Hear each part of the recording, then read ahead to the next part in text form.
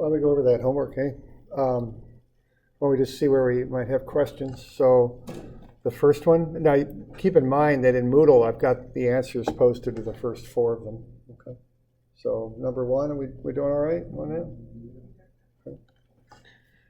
Okay.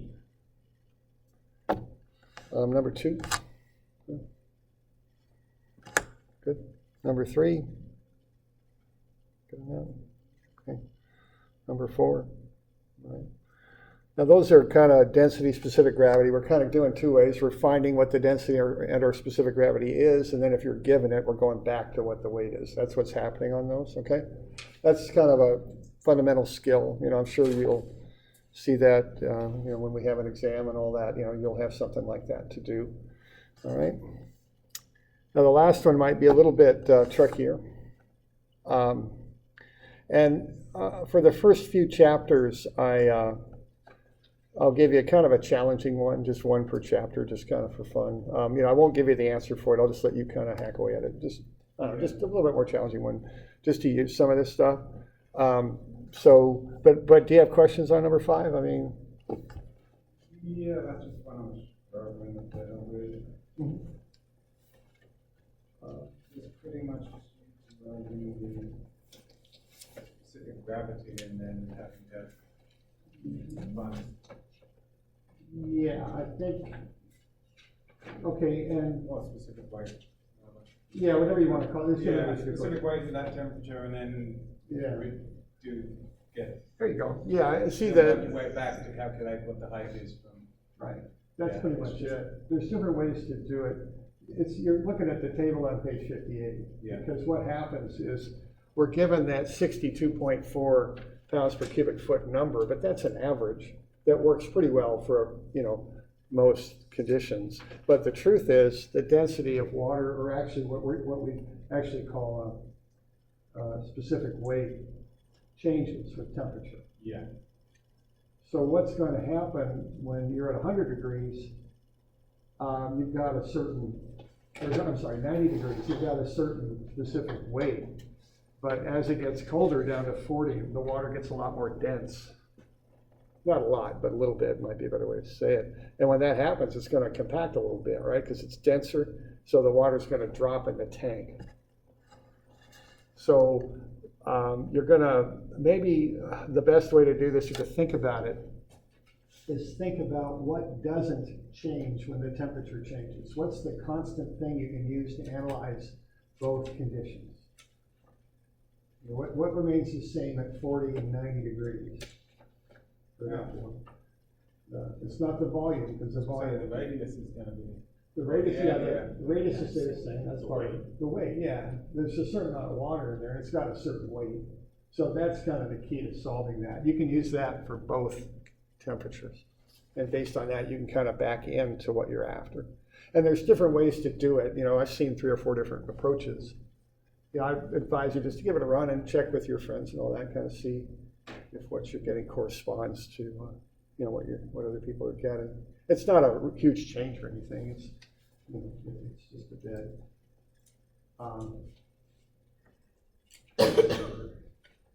Yeah, it's well less than a foot change. It's quite a bit less than a foot change. It's just a little bit, right? Yeah. Good. Any questions on that? And and the other thing is, just give it an effort. I give partial credit on this, and it's not it's not meant to be a big part of the homework. It's just a little bit extra, just to think about things and use it a little bit. And I give a lot of points for effort on this stuff. Don't hang up on it, I guess is what I'm saying. These extra problems. Okay. All right. So we doing all right with that? Okay.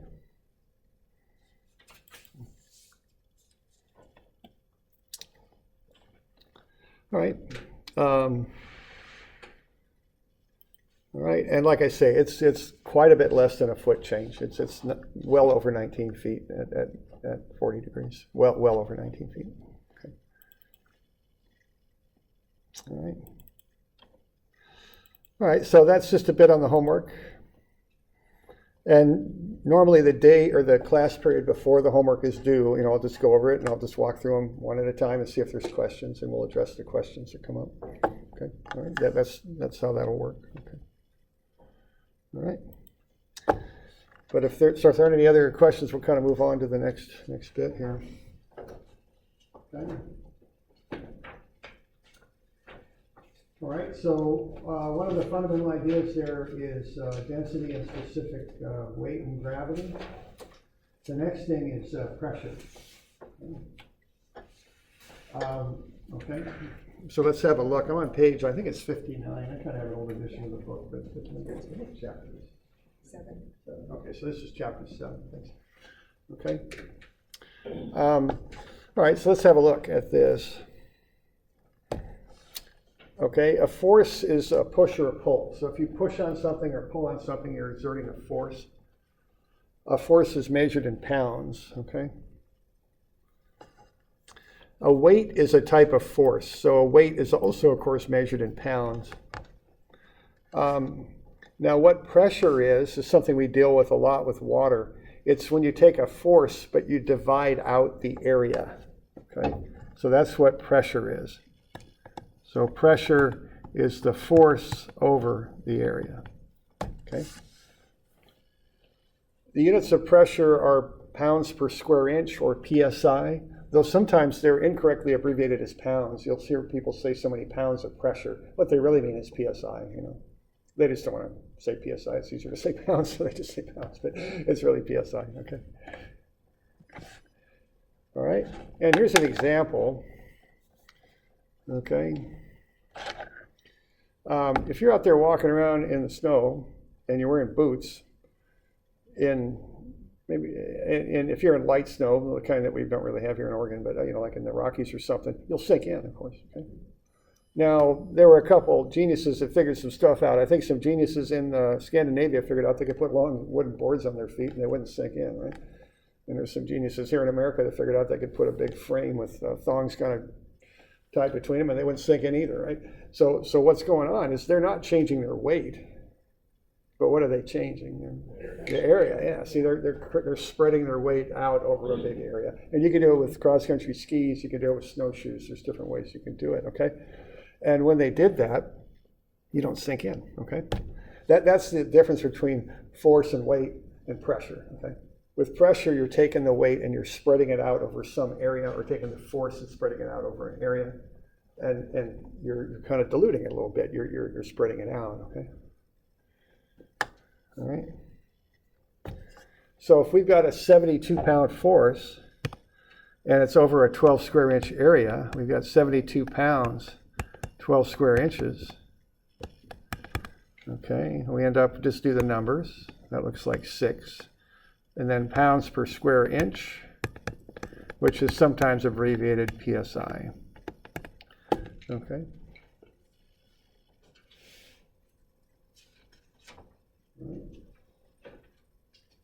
Now that's the basics of pressure right there. Now let's have a look at some of the implications of this, though, because with water it's kind of a funny thing. And let's have a look. Let's start on page 60. Okay. Let's take a column of water that's a square inch by a square inch by a foot high, and let's figure out the pressure at the bottom. Okay. So the first thing we do would be to find the volume of that. Now I want to keep the units consistent, so I'm going to stay in feet. So I'm going to go an inch is a 1/12 of a foot. I got a square inch, so that's a 1/12 of a foot times a 1/12 of a foot times a foot. And I'm going to multiply those things together, and what I'm going to get is 0.006944 cubic feet. Okay. And this is in your book. I've got these calculations in there.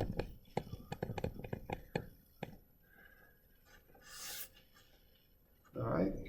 Now I can figure out how much that water weighs because I know the volume and I know the unit weight of water.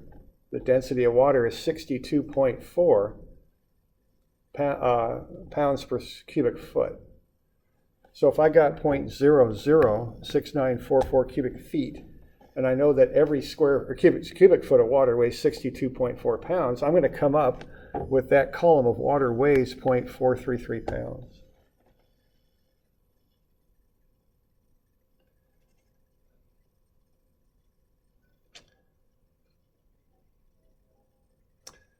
All right, so that's what that column of water weighs, and that's pushing down. Okay, so that's 0.433 pounds. Now that's acting on a square inch on the bottom. So if I take that weight and divide it by the area over which it acts, I'll come up with the pressure. So what I got there with that column of water a foot high by an inch for an area, I get 0.433 psi of pressure.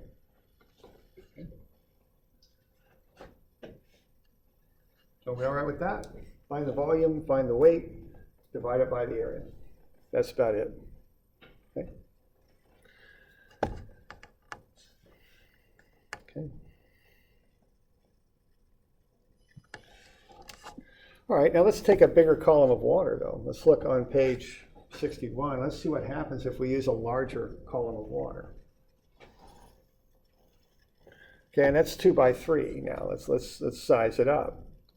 Well, it used to be a 1 by 1 column of water, but now it's 2 by 3. So instead of 1 square inch down there, we got 6 square inches. It's still a foot high. So if I take that 1 by 1 inch column, that was 0.433 pounds, I can factor that up by 6 because I got 6 times as much area. And that'll get me the weight of this column of water, and that's 2.6 pounds. So it's 6 times as heavy. But it's also pushing down on 6 times as much area. It's pushing down on 6 square inches. So what I end up with is the same pressure. Okay? So if you're underwater, all that matters as far as how much pressure you've got is the depth. The area doesn't matter. So we could kind of extrapolate this and say if you're a foot under,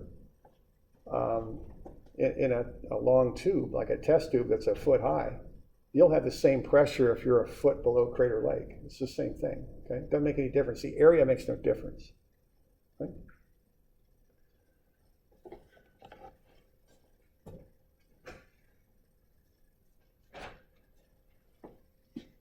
Now we could go through the same thing again, and this time make the column higher. Instead of 1 foot, make it 2 feet. The weight will double, the area will stay the same, so the pressure will double. And that's on page 62.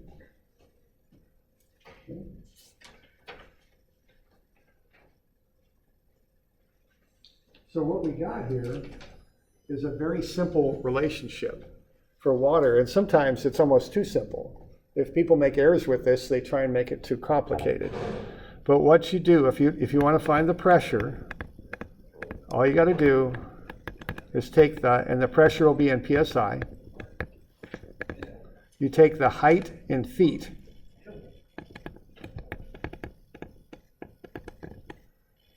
Times 62.4.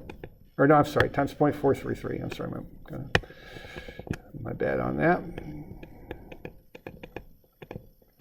It's PSI per foot. So all you got to do to find the pressure in a body of water is take the height in feet times 0.433 psi per foot. And that's all you got to do. The area doesn't make any difference. Okay. And that's on your formula sheet there. Okay. On the left, about halfway down, it says 1 foot of water equals 0.433 psi. Okay.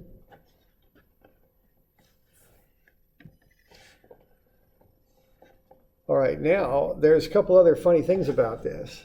One thing is the shape of the container doesn't make any difference. The container can be big, it can be small, it can be shaped like a cylinder or a box, it can be even shaped like a cone, kind of a bucket that has sloped sides. It can have curved sides. As long as there's connection between the water, it's a very simple relationship. The pressure is just 0.433 psi per foot times whatever your height in feet is. Okay, and that's on page 63.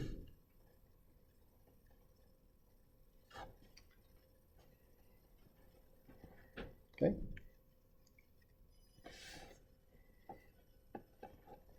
So if you got a 30 feet deep tank of water, let's say you got a water tank, what's the pressure 30 feet below the surface? What does that come out to be? Yeah, and that's all there is to it, okay? And don't make it more complicated than that. And again, when people have problems with this, they're usually overcomplicating it, okay? So what you've got is every foot will get you a 0.433 psi. So if you just multiply 30 times 0.433, you get 12.99 psi, 13 psi basically, okay? Right? And that's it. End of story, okay? All right. Now let's just go ahead to the next page. I've got quite a few little sketches there of different situations. I've got a tall tank, a wider tank. I've got a tank that's shaped like a Y. I've got an inverted Y tank. I've got another tank that's 18 feet deep. I've got a dam with a pressure gauge in it. I've got a retaining wall with a pressure gauge in it. I've got a pipe going downhill, and I've got a curvy tank. In each case, the depth is 12 feet. What are the pressures for those different situations? Yeah, that's it, okay?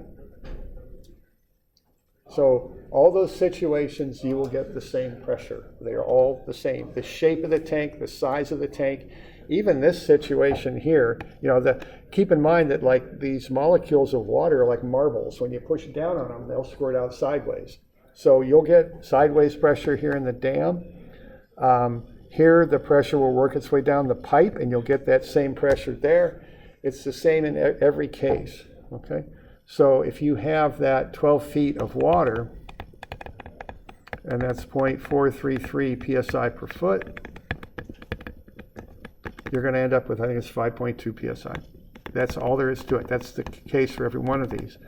Even this dam, if that soil is saturated, meaning full of water, like after a big rain here, and if it's open, if there's pores that are connected, the pressure will work its way down to the bottom of that retaining wall there.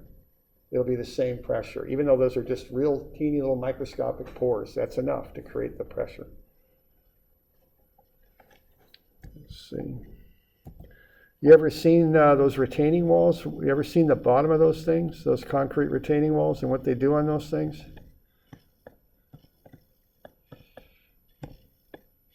Big old retaining wall like that, holding back some dirt. Dirt's over here. You ever seen those little PVC pipes that run through the bottom that kind of seep, the water seeps out? Yeah. That's what they're doing. They're draining the water out of the back side to reduce the pressure, because that pressure will push the wall over if it can. So to reduce it, they just put little weep holes in there. They're usually just PVC pipes with some filter fabric on them that run through, and the water just seeps out through that. That's the idea. Okay. All right.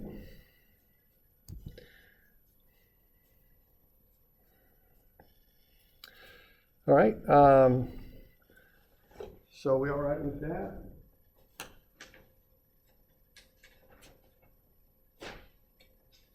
All right. Let's say that water tank is 100 feet high. What's the pressure in the pipe below? 43.4. Yeah, that's it. Okay.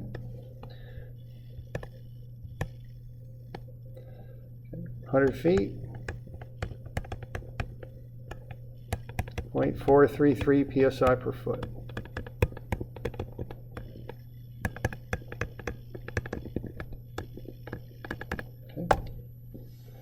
So that's something that water utilities use all the time. They put those tanks in certain locations at certain heights because they want to keep a nice even cushion of pressure on their system.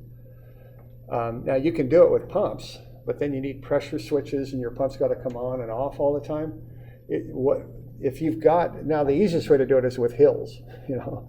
In Corvallis, I think they've got 3 levels of tanks that they use. Top of the hill, you know, different elevations, and they do that purposely. And what they do, the water operators will come in early in the morning when power is cheap, because the cost of power varies depending on when you use it. if you use it in a low demand time, like at 4 in the morning or 3 in the morning, it's cheaper. They'll turn on the pumps at the Taylor plant, clean the water out of the Willamette. They'll push it up with the pumps into the tanks for the day's use of water. It's sitting on there. It's a nice even cushion of pressure. They'll draw those tanks down during the day and fill them up the next morning. As people use more and more water, they come in earlier and earlier in the morning to do that. And see, these tanks get a nice even cushion of pressure. Notice the shape on that tank. There's where the water is. This just holds it up, see? They don't want a cylindrical tank because then when you draw it down, your pressure varies quite a bit. By making it a circular tank up in the air, you got a range of pressure based on those heights. That's the pressure range they want in their system. Okay? And that's all done intentionally. If you got hills, it's best because then you don't got to build these long, foundations or whatever you want to call it, footings to hold them up. But if you don't, this one's from Kaiser, I think, where it's pretty flat, so they have to build them up in the air. Okay. If you ever drive I-80 and go through Nebraska and Iowa, where they don't have a lot of hills, every town has its big tank, right? Put the name of the town on there and all that. Yeah. That's how that works. Okay.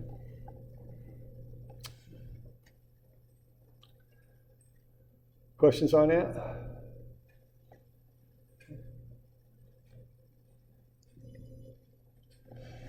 All right. Now this tank's over, I think it's on Waverly in Albany. What do you got to do with that tank? What do I know as part of that tank setup?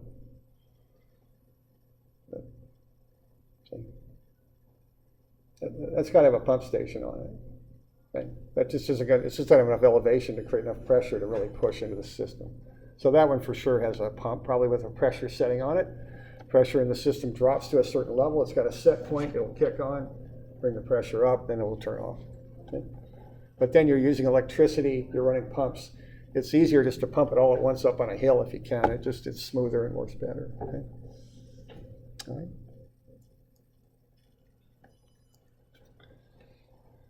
We good with that? Okay. So a pretty fundamental idea, for running a water utility. The other nice thing about that is if you have an emergency with this pump and your electricity goes out, with this tank, you're done. Okay? It will not generate pressure for you. But if the electricity goes out with that, you can still fight fires and do the stuff you need to do with that. See? But you've already used the electricity to get the water up high with this one. Okay? It's there now. You can use it. Backup generator. Yeah, you're right. Yeah. All that stuff has to be thought out, in detail. So when something happens, you know exactly what to do, and you got all this stuff to do it. Right? Yeah. It's like the sewage pumping stations. Yeah, right. Duplex systems there. Yeah. Okay. All right. Now, if you're dealing with a fluid other than water, you do the same calculation, but you throw the specific gravity in there. See, this is one reason they come up with that number of specific gravity.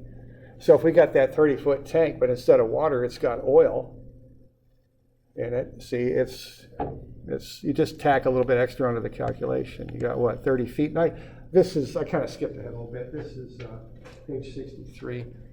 Okay, we got 30 feet. We got 0.433 psi per foot, and that's the water pressure right there. But this stuff isn't water. It's lighter than water. It's 92% as heavy as water, so you multiply this by 0.92. See, and that's why they use these specific gravities, because everybody knows that number. That's commonly known. So you can, if you know the specific gravity, then you just do the water calculation, and you just tack on a little bit extra for specific gravity, and you'll get less pressure because the stuff's lighter, right?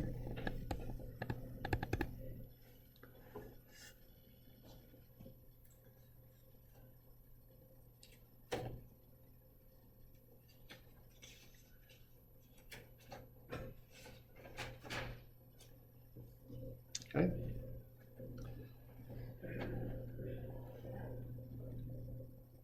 Questions on that?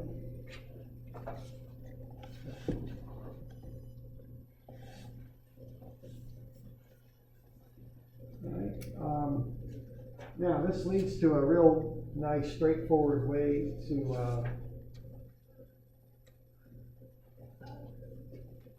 to measure pressure. It's called a piezometer. Now, this is getting a little bit obsolete. I mean, nowadays we have so much electronics. We have these little pressure transducers that we use. But I remember back when I was in school in the early 80s, they were running experiments and they had pipes. And the scale on this drawing isn't quite right. The tubes are actually quite small. They had these piping systems, and then they had little teeny glass tubes that went up in the air like that. They were quite small, capillary tubes. They had colored oil in these things, this red oil. And by measuring the height of the oil in the tube, they knew what the pressure was in the pipe. Okay? That was called a piezometer. And it's just real basic. It's just what we were doing. If the pressure in the pipe is strong enough to push the fluid up the piezometer, you can calculate the pressure in the pipe.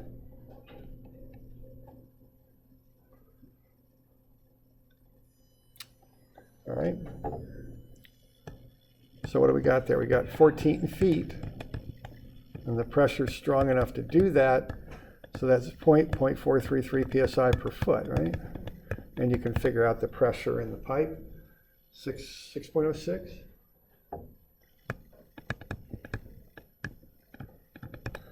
Now, a lot of times they'd use a heavier substance because if you're using water, you can end up needing a piezometer that's 20 feet high to measure pressures, something like that. That's not practical. So they use other fluids. They used to use mercury quite a bit, which is quite heavy, but also quite toxic, as you probably know. You still might see a few mercury gauges in wastewater plants. You won't see them anywhere near a water plant, of course, because of the toxicity. But okay, so if it's oil with a specific gravity of 4.2, you take the 6.06 psi and just factor it up by 4.2 because it takes 4.2 times as much pressure to lift the water. So that'd be 25.5 psi. Okay. Now, you're not going to see this stuff as much because all the electronics we've got, but there are applications for this. There's, you still might see a few piezometers around. They require the person to go look at them to read them, which, obviously these days we don't like doing that. We like telemetry, we like, electronic inputs and all that, Okay. All right, so that's the basics on just basic fluid pressure. But as it turns out, there's a little bit more to the story. And this is something that we're not quite aware of because we spend all of our time in a fluid, and the fluid is our atmosphere. Okay? And what we have is a fluid that surrounds the Earth and really extends quite a few miles up into space. Okay? If you take a 1 square inch column of air, and if you're at sea level, like at Newport, above your head, there, and let's look at a 1 square inch column, it weighs on average 14.7 pounds. Okay? So atmospheric pressure then is 14.7 psi at sea level under average conditions. And what I mean by that is that's affected by the condition of the atmosphere. And if you listen to the weather report, they'll start talking about high pressure and low pressure systems. That's what they're talking about, okay? And that affects this system, okay? And if you have a barometer at home, you can kind of get some idea what the weather might be by watching how that barometer varies, how the pressure varies. Okay, so this is atmospheric pressure. It's caused by the weight of the atmosphere. We're so used to this that we don't really even notice it, okay? Now, the atmospheric pressure varies. The higher elevation you are, the less it is because you've got less air over your head. And I've mentioned I used to live in Flagstaff, Arizona. That's 7,000 feet high. So that has significantly less atmospheric pressure than it does at sea level. I don't know, anyone know the elevation at Bend? Is that 3,000 maybe? I don't know. Yeah. 3 grand. Okay. So there you go for Bend, okay? That's quite a bit less, okay?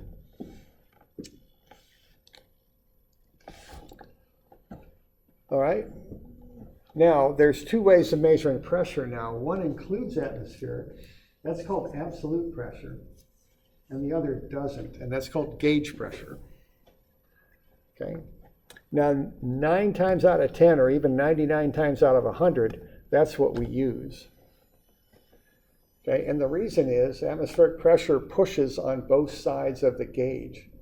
It pushes on both sides of the situations that we're dealing with. So normally we deal with gauge pressure. It's the normal pressure that we're familiar with. So if someone just says it's so many PSI, they're talking gauge pressure usually. If you're going to use absolute pressure, you call it out as such because it's somewhat unusual to use it because this atmospheric is everywhere and we're quite used to dealing with it. Okay, and the relationship is the absolute pressure is the gauge pressure plus whatever the atmospheric pressure is.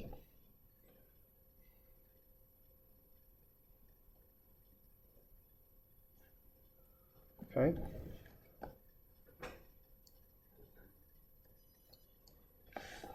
Now, as an example of this, let's say I want to pump a tire up to 30 psi of useful pressure. See, I've got the atmospheric pressure pushing in at 14.7.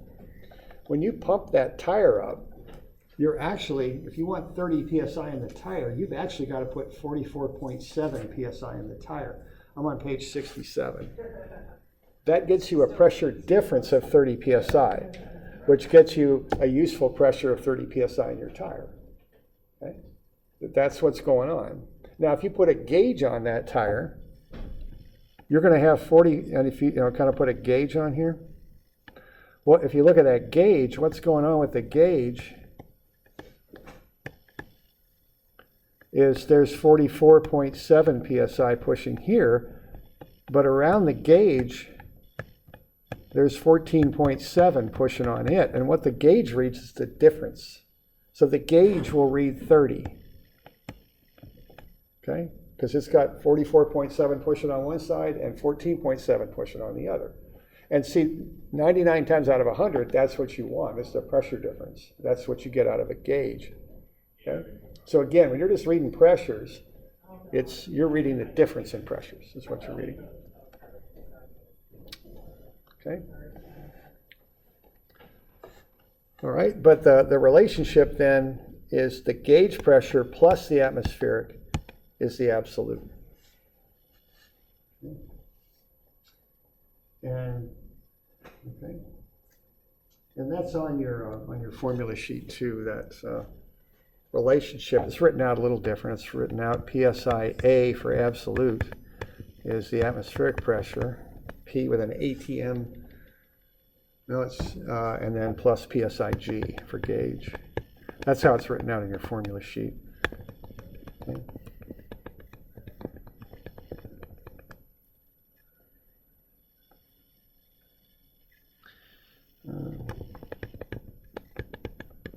Like that.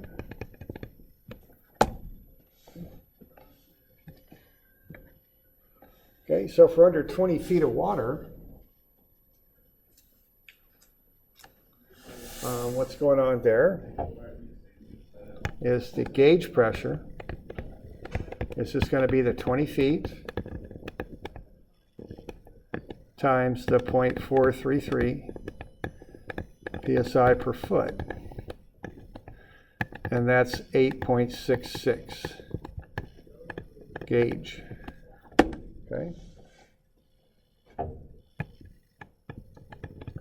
The absolute will be that 8.66 plus the atmospheric pressure, which is 14.7, and that will get you 23.36, I think. Okay. That's called the absolute pressure.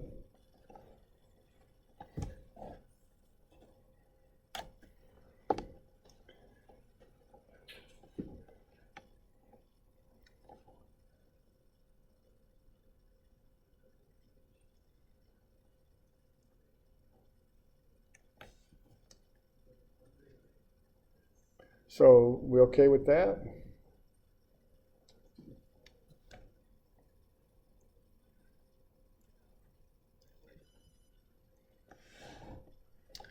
Okay, so 99 times out of 100, we use gauge pressure. What we use absolute pressure for is to describe what's called a vacuum. Okay? That's normally when we start talking absolute pressure. What a vacuum is a pressure below atmospheric pressure. Okay. One example when you have a vacuum is when you use a straw to drink water. You pull the air out of the straw, the pressure drops below atmospheric, and whatever you're drinking comes up in the straw. You do a similar thing when you pump. You have a volute with a spinning impeller. The impeller throws everything out of the volute. That leaves a vacuum, nothing in there. The atmospheric pressure then pushes the water up into the volute. Okay? So there's some conditions where we have vacuums.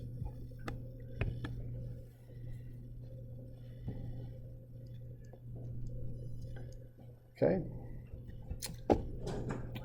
So a vacuum is a lack of pressure. It's a negative gauge pressure. So if you reduce the pressure in a pipe to 3 psi below atmospheric pressure, you're at 14.7 is atmospheric. Drop it by 3, you're at 11.7 psia. So these are the same thing. Negative 3 psig is 11.7 psia. They represent the same thing.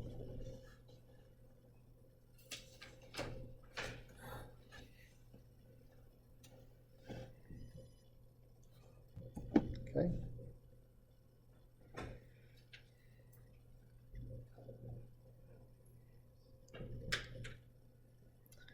Now there is something called an absolute vacuum, which is a complete lack of pressure. It's 0 psia. Negative 14.7 psig.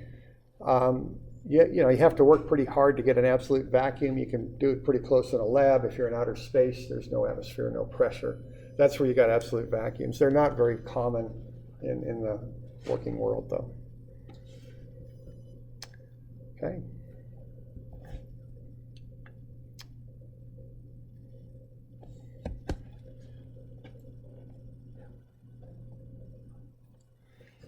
So we all right with that so far?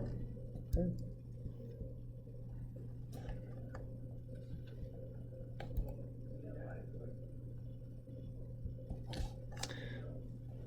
So let's look at how you would measure this. They still make these so much, but they used to have these dog waterers. You took a liter, was it 1 liter, 2 liter? 2 liter pop bottle, fill it with water, flip it upside down and stick it in a dish, and it just slowly drops as the dog drinks more and more water?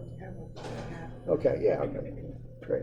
And It's the same thing, yeah. I just fill it with water, flip it over, and just sound for her. Don't worry about it, yeah, after that. Yeah, okay. Well, that's similar to what's called a barometer, okay? So if you fill a tube with water, flip it over and place it in a pool of water, here's what you're going to get.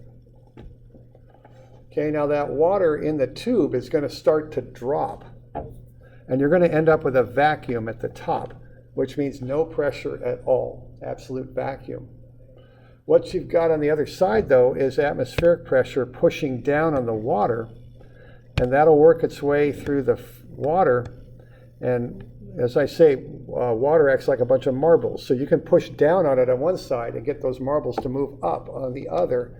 So that pressure will work its way around, and it'll actually push the water up in the tube. Okay? That's how that works. So this is how this dog waterer works. It's how a straw works. It's how a pump works. If you create a vacuum on one side, the atmospheric pressure actually pushes the water up. So you say you suck water through a straw. That's not really accurate. What you're doing, you're pulling the air out of the straw, and the atmospheric pressure is pushing the water up the straw. That's really what's happening, because there's no pressure on the other side to resist it. Okay? So the atmospheric pressure holds up a column of water. Okay? Now let's look, let's say that tube has an area of 1 square inch, and atmospheric pressure then will hold up 14.7 pounds of water. Okay? Let's figure out how high the water will go in the tube.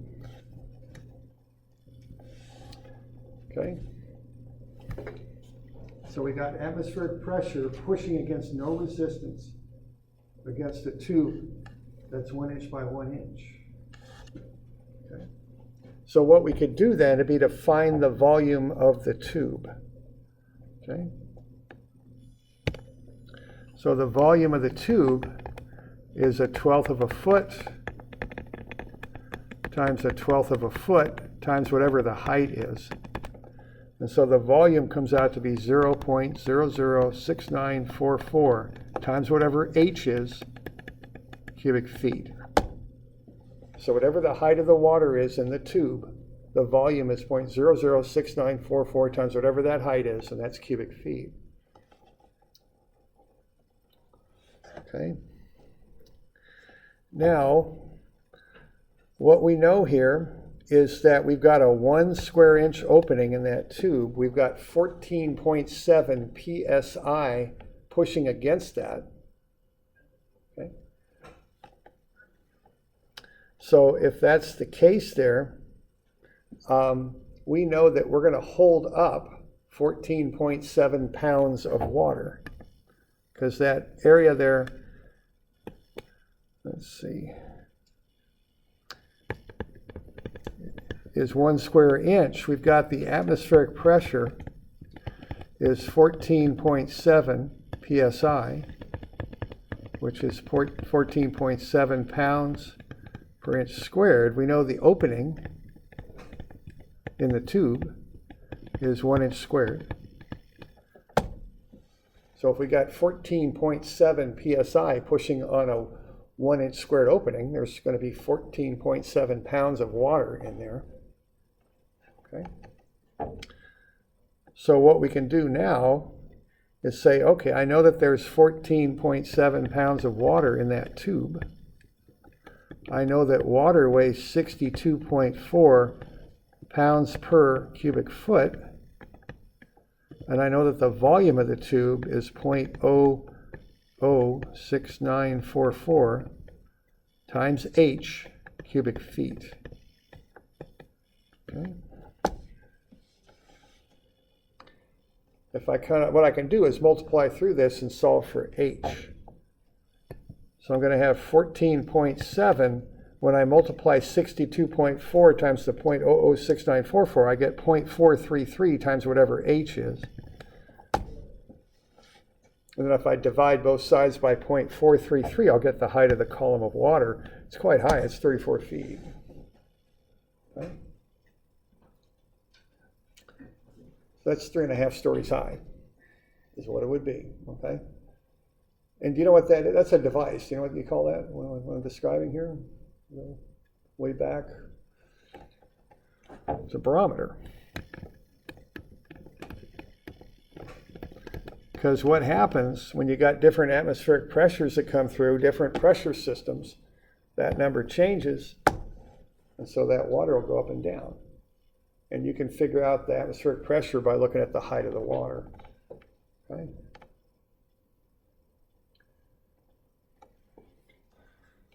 Now, of course, there's one glaring problem with that if you're going to use it as a barometer, and that is the thing is 34 feet high. Okay. So what fluid do they use instead of water? What do they go to? Mercury, yeah. Mercury is 13.6 times as heavy as water. That brings that column way, way down. So instead of being 34 feet high, if you fill that column with mercury, you end up with 30 inches of mercury. And if you listen to the weather report, they talk about so many inches of mercury for the atmospheric pressure. That's what they're talking about, is an old mercury barometer moving up and down with the different weather systems coming through. Okay. All right. Is that enough for one day? Might be. Okay. Okay. All right, so that homework's due Monday? Okay. Yeah, we'll just carry on. We got a little bit more to do with this. You know, we'll work with this stuff a little bit here on Monday. Okay.